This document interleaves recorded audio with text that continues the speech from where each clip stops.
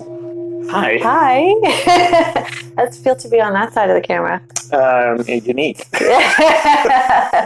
Welcome to your office. Thank you. And to your own web series. Hi. I don't think you need any introduction, unless you'd like to introduce yourself for the camera. Okay, I'm Phillip Chisholm-DeVeau. I run a coaching company called Spectrum X Coaching. I help entrepreneurs reach their goals. Excellent. All right, so I have a few questions for Okay. you. The first one, what does coaching bring to your life? Because I know you were a bookkeeper before and you've done many things, but what does this bring to your life? That's a good question. When I first took my class 1 at Adler, I studied with Adler, the coaching school here in Toronto. My concept of coaching was way different than what coaching is. So, day one, my perception of coaching was totally blown out of the water, and I was a babbling idiot by the end of the day. Excuse me. So, as week 1 progressed, I started understanding the benefit of coaching and marrying it up to my past of being a pastor and my philosophy in life of everybody is an untapped resource, and that they know what's right for them. Like, we have this internal guiding system that when you know you're on the right path, you know it because it's meeting your fulfillment, it's meeting your needs, your life needs. So the whole philosophy of everybody's creative, resourceful, and whole, like when I read that in the manual, it was like, oh my God, how come I haven't been doing this my entire life? Because my philosophy throughout life, as a teenager and throughout my adult life, was very much that. So what it brings to me is it brings me back to who I am. Nice. So it sounds like there was a deep connection for you there in that first week at Adler. Very much so. And throughout the courses, by the third course, I had studied being as a pastor, to be. And my answer to everyone is just be. Just be. Like, I was in the zone when I was a pastor, and I was a jeweler at the same time. And being a jeweler was lovely, and then I met a lot of my creative needs and my desire to be an employer and an entrepreneur, because I love being an entrepreneur. Thus, I love entrepreneurs. But the whole concept of being really true to who you are and being aware of what you need in a situation really stuck with me. So by the time I went through all 3 classes, by the end of it, I was literally sitting back in this class like, just be. I was so, like, I settled right into, this is where I need to be. So I'm curious, because you said in the beginning, it wasn't what you thought it was. So I'm curious, what did you think it was, and why did you embark on it in the first place? Ooh, very good question. Before starting Spectrum, I was on disability, and I fell ill in 2005.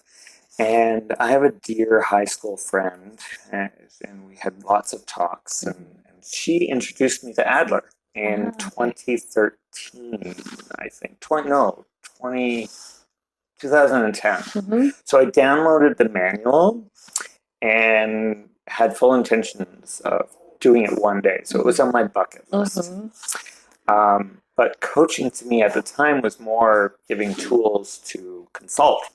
Okay. Right? That was my concept. Right. To giving me tools to be able to provide answers. Right? Yeah. Whereas when I went into class 1, it's all about questions. That subject matter expert was blown away, because in so many of my roles in life, I was considered a subject matter expert. As a pastor, as a jeweler, as a college instructor. I taught at George Brown for a while, so you were all expected to know everything. Mm-hmm. The reality is coaches are to be curious and to allow and empower the client Mm-hmm. to reach into themselves to find out what they believe and what they think. Mm-hmm. That's where it blew my mind away, because it's not consulting. It's really allowing a client to tap into who they are, and that's marries to my philosophy in life. Yeah. It's knowing what you want is the most important thing in life. Sounds like you had a soul connection with coaching. So you talk about being a pastor. I'm curious, what strengths do you bring from your previous work as a pastor and as a teacher and as all the various jeweler, all the things you've done in life? What do you take from that and bring into coaching? Another very good question. Mm-hmm. What do I bring? When I first started coaching, I think it was class 1. A part of our education in coaching is to coach. Mm-hmm. You're right from day one. You're coaching, and you're monitored by the facilitator or the instructor. And one of the comments that someone said to me is that I hold space well. Mm-hmm. And that wasn't the first time someone said that to me. And it was like, well, that's nice, But I didn't know what the power of that is. And I went through all week 1, and people say, my God, you hold space so well. And it's like, oh, thanks. Like, okay. They were talking foreign to me. Mm-hmm. So I was on Facebook, and a dear friend was put something out there on holding space. And I read it. It was about grieving and the ability to hold space when someone's grieving. And they went through the whole what it was. So the very last class, I ran up to Lydia. I said, holding space is a thing. It's a real thing. And she's like, yes, it is. I said, but I didn't know that. So what I bring, I think, is the ability to hold space. When I was a youth pastor, to be able to sit with a teen, I was a youth pastor, so dealing with lots of teens, to just allow the teen to be who they are in whatever state they're being, and trying to figure out what they were doing. I didn't know it then, but I was coaching. Yeah. I was literally just allowing them to be. And say, so how are you feeling? What's going on? What's really happening? Is that how you're perceiving something versus, you're angry with your mom, but are you angry? Why are you angry? Is it your perception of what mom thinks, or is it really what's actually happening? And I may not have used those words, but it was the ability to just hold a space to allow the person to be and figure out what was going on inside. So as a college instructor, I don't think I held space very well. A different venue, but... different venue. And as a pastor, as a jeweler, I was creative. So I think authenticity, just being true to who I am, that I'm bringing that to allow, hopefully, to allow my clients to have room to be that. So it's really very divergent careers, but there's a thread through all of them that brings these strengths to coaching, like you said, to the holding space and the creativity. That's really powerful. Thank you. Yeah. I'm still learning. I think we'll always be learning. I don't think it ends. True. I think the day it ends is the day we have a problem. That's true. That's true. I try to tell any of my clients, or even my children, education is literally, it's never wasted. I've been to gemology school, I've been to business school, I've been to bookkeeping. I'm a certified bookkeeper. Yeah. And these are all tangible skill sets. They teach you how to do something. But throughout that, knowing who you are and what you want, right? That's the key. Yeah. Like we'll have many faces in life. Yeah. but it's always going back to who you are in that moment. And life is going to bring you lots of things. True. Right? But who are you being in that moment? What are your choices in that moment? What are your choices to get to where you want to go? That's the power of coaching right there, right? Allowing you to be you in any given situation, no matter what face you put on, what job title you have. So you have a really unique background to be able to bring that, I think, to coaching and to your clients. Thank you. Yeah, it's a wealth of experience. All right, are you ready for your next question? Okay. I love this question. What is your secret passion?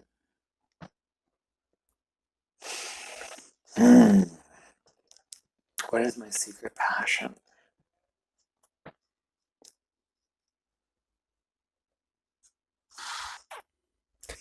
I'm going to say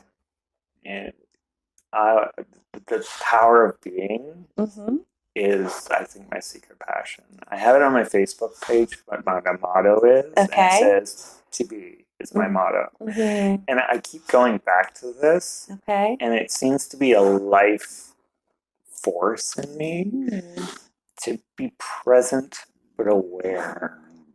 Okay. Can you tell me more how this shows up in your life?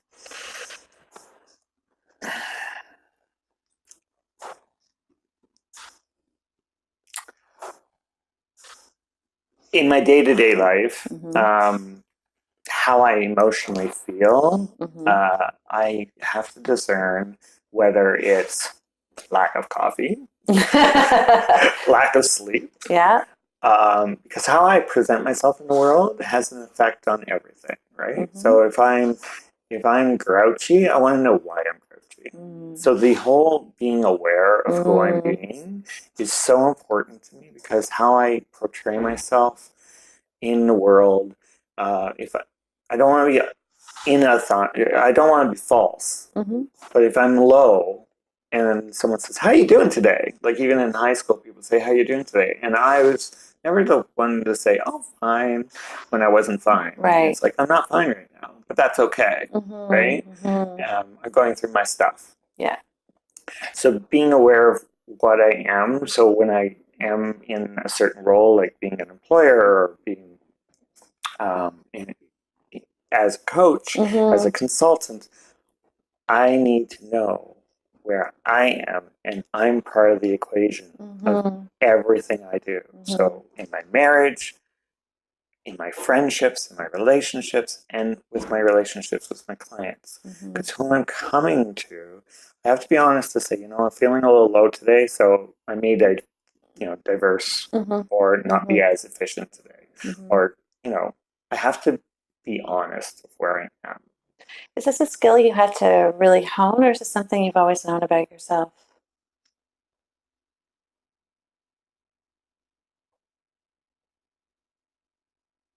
I spent years hiding who I was. When I came out, it was out of the closet. It was tough.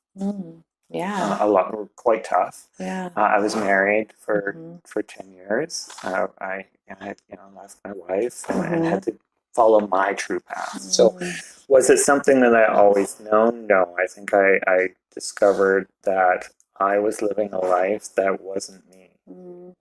So you really stepped into courage and bravery. And I think when you call upon your clients to do the same, you come from such an authentic place because you've done it yourself. Thank you. Yeah. So to answer your question, I think I learned it when I came out. Wow. What a powerful story. Thank you for sharing that. Thank you. Yeah. So I was going to ask you who you are when you're at your best, but I don't know. I just have this vibe from you that you're at your best almost in this moment because you're so honest about who you are and so dedicated to being authentic. That I feel that from you. That is your being, always trying to be your best. But who would you say you are when you're at your best?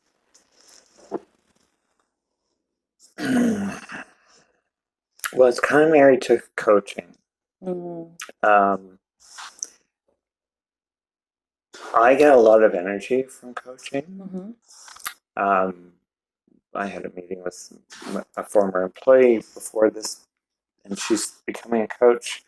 And she said when she sees me after a coaching session, the energy that radiates is huge. Wow.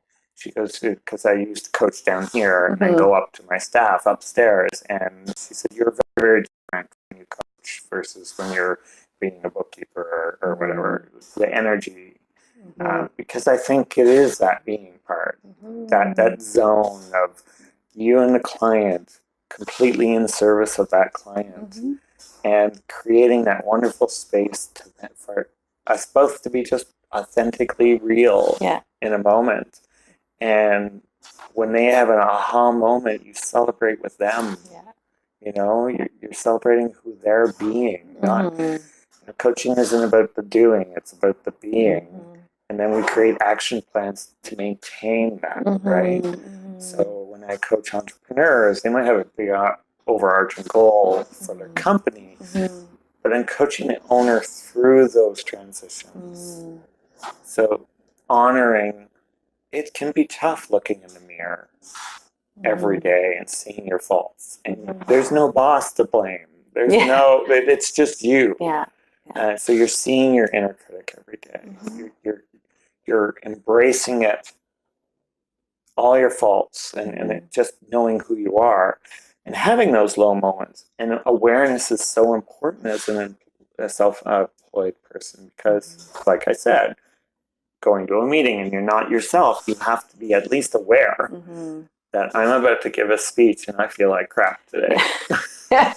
And so how do I what's my choices in this situation? So I think that whole space of awareness is really important to me. Yeah. And I mean, it serves your clients so well being in that space. So that being said, what does your future look like of your company or of you? Maybe you, because I feel you are your company. So what does your future look like? Well, thank you for saying that. When I started building my website, I shared with my husband that this company, out of all the companies I've owned, this company has the most of me in it. And I want to honor that because coaching is a very intimate venue. Yes. You're sharing a lot of yourself when you see a coach, and I see a coach on a regular basis, and part of our cohort is coaching one another. So where do I see my company in the future? I see it being more remote from an infrastructure way. I have a brick and mortar business right now. I'm trying to deconstruct that to have more freedom. I see me doing talks and maybe writing a book about my life and about being, about whatever. I haven't figured out what I'm going to write a book on, but everybody says I should write a book, and I kind of figured out, maybe I should say something. I think you got a lot to say. So the future of my company is very going to be fluid. It's going to create a lot of freedom for me and freedom for my clients, I think. Sounds like that freedom will let you be. Yeah. Well, I'll be the first person in line to buy your book. Thank you. Now I'm scared. That's all right. That's not such a bad thing. Awesome. So wrapping up, is there anything else you'd like to share about your business that we haven't touched on, or about you, something you feel that's important that was missed? Well, I think I'd like my clients to know that when they come to me, they're getting all of me, and I understand struggle and I understand change. I've moved 36 times in my life. Wow. Change is part of life. We don't like it a lot of the ways. Sometimes we choose it, but change is part of life, and we're reading a book right now as a cohort, The Mastery of Coaching, being a master coach. My takeaway from just the first few chapters is everything's temporal. So your mood, how you're responding to a specific thing is temporal. And I don't know, that's just sitting with me so well because, again, my journey, I've had many careers, life is about living and experiencing and embracing where you want to go. And it's okay to change your mind. Yeah, that's powerful. Like, it's totally okay. Yeah. And a lot of our fear is what other people think. Well, screw what other people think. What do you want? Yeah. Right? And that's what happiness is. Yeah. Nicely said. Nicely said. And that's it. Okay. Thank you. Thank you for interviewing me. You're welcome. It was